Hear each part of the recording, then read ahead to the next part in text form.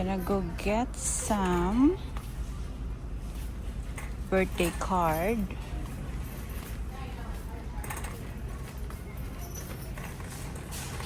So one of my friends gonna have a birthday coming.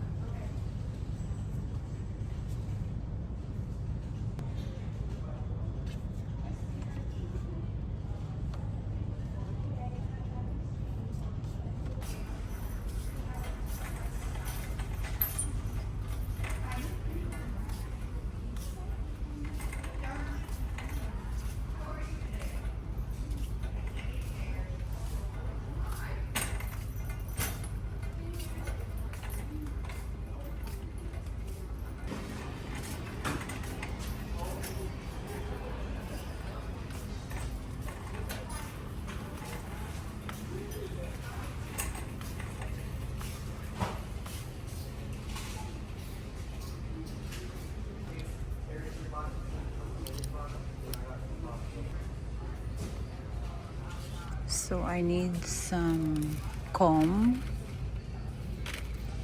I think I like this one.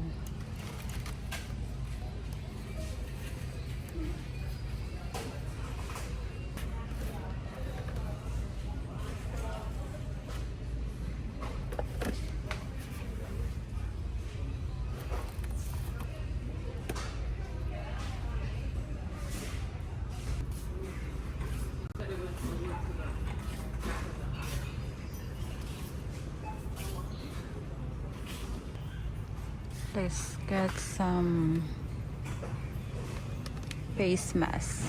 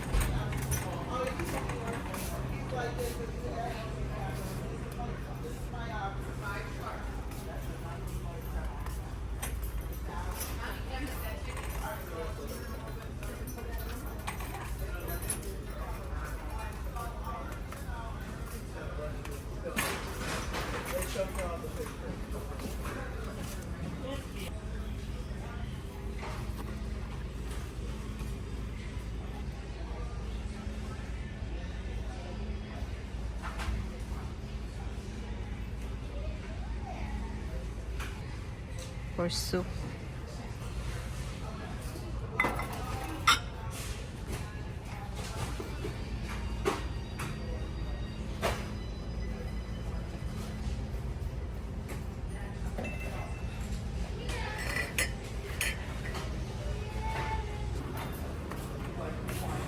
Dito tayo sa kitchen.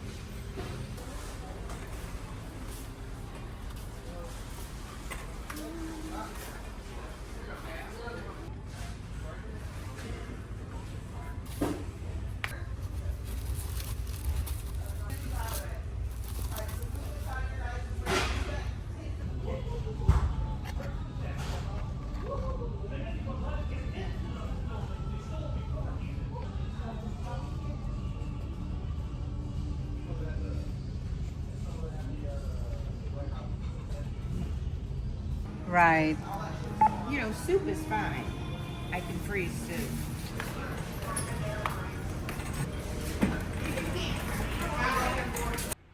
Hi everyone! So ayan, kagagaling ko lang ng Dollar Tree.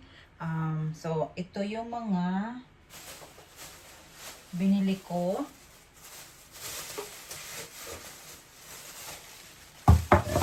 Actually, first time kong mag-shopping doon sa Dollar Tree. So, na-amaze lang ako sa mga price.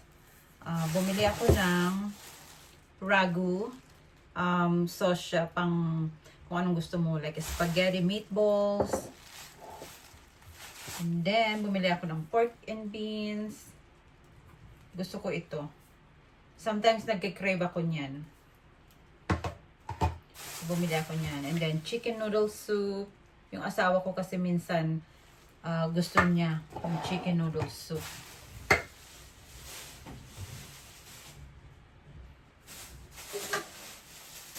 So, actually, tagdadalawa lang yung binili ko.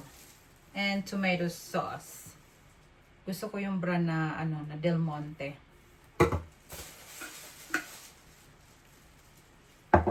So, ito ano lang to? $1.25. So, sa ibang store, mahal na yan. Kaya, bumili ako ng iodized salt. Alam niyo ba kung magkano lang ito? 79 cents. So, hindi na yan naabot ng siguro hindi na siya. Kasi ang $1 ngayon sa Pilipinas nasa 60 yata eh. 60 peso. So ito 79 cents lang to. So siguro mga nasa 50 pesos nga lang yan. O di ba ang mura? So ito din, tomato sauce. And bumili ako ng mga chocolate kasi yung asawa ko minsan nagki-crave. May sweet tooth din kasi siya minsan. Ito lang, konti lang binili ko. Kasi baka matempting na naman ako.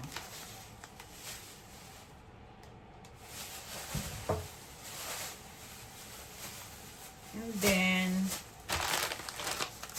actually, ang purpose ko din talaga doon para pumunta ng Dollar Tree is bumili ng mga cleaning product kasi ang mumura doon.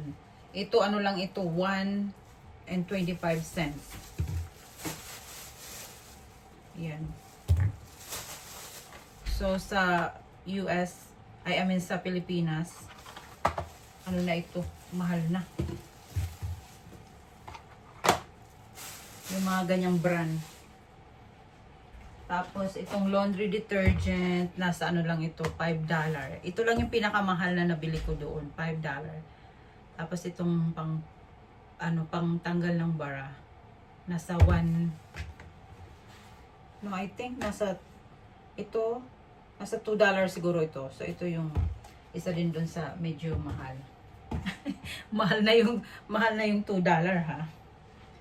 And then, ito, isa pa na na-amaze ako. Di ko akalain, nasa $1.25 lang.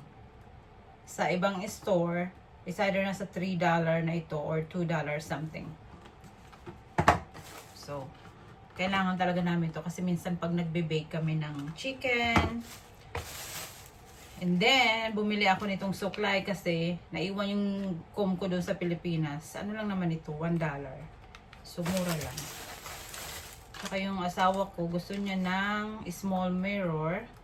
So, nasa $1 lang din ito. Saka bumili din ako ng Q-tips. Kasi wala na. Actually, mga gusto ko lang talagang bilhin doon is yung mga toiletries, mga cleaning product, tsaka itong mga perfume. $1 lang siya.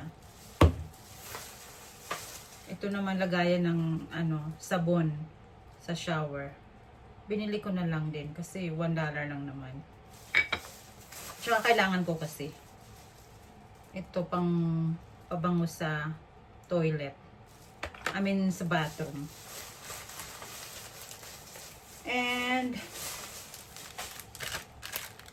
syempre bumili ako nitong Pampabeauty ko. Mask. $1 lang naman siya. Kaya paminsan-minsan lang naman. And a shower cap. $1. Yan. Ano pa ba? Ito. Bumili ako ng card. Kasi, Hallmark siya. Bumili ako ng card kasi yung friend ko, magbe-birthday siya this month. So, bumili na lang din ako ng card. Actually, ano ito? 50 cents lang to. So, kung sa peso, nasa 30 peso na siya. Kasi ang dollar ngayon, nasa 60, ya. So, $1, 2 pieces. So, bumili na lang ako ng dalawa. In case na I need a birthday card or something. Tapos, bumili na lang din ako nito. Para ilalagay ko dito yung gift ko. O, diba? $1 lang siya. Tsaka ito pang, parang yung paper niya. Ito, nasa 50 cents lang yata ito. So, yun. Para naman matuwa siya. So, yan. Actually, mura na nga lang itong mga... Asa na ba yung resibo ko? Ito. So, ito lahat ang mga nabili ko. Nasa $62.78. So, magkano yun? Bali, $62.78. So, bali nasa, sa peso niyan, I think mga nasa 60 ang dollar ngayon, di ba? Palagyan natin nasa $60. So, mga nasa 3,600 something. Ito yung mga napamili ko. Usually, pag monthly, 3 beses ako nag-grocery a month. Nag-grocery ako ng mga food namin. Actually, yung food ko, kasi sometimes yung asawa ko hindi ko makain ng yung kung ano kinakain ko. Gusto niya yung mga salad. So, iba lang din talaga ang pagkain niya. So, actually, ganun din naman ako sa Pilipinas. Nag-grocery ako sa isang buwan. Sometimes 2 beses ako nag-grocery. Minsan pa nga 3. Pero pag palagi akong namamalingki talaga. At least once a week ako namamalingki doon sa Pilipinas. Kasi yung mga fish. So, ayun. I just wanna say thank you everyone. Tsaka sa mga new subscriber ko. At tsaka sa mga nagla-like ng video ko. And nag-share. I really appreciate po. Ayun. Thank you so much everyone for watching. I really appreciate all of you. Bye-bye.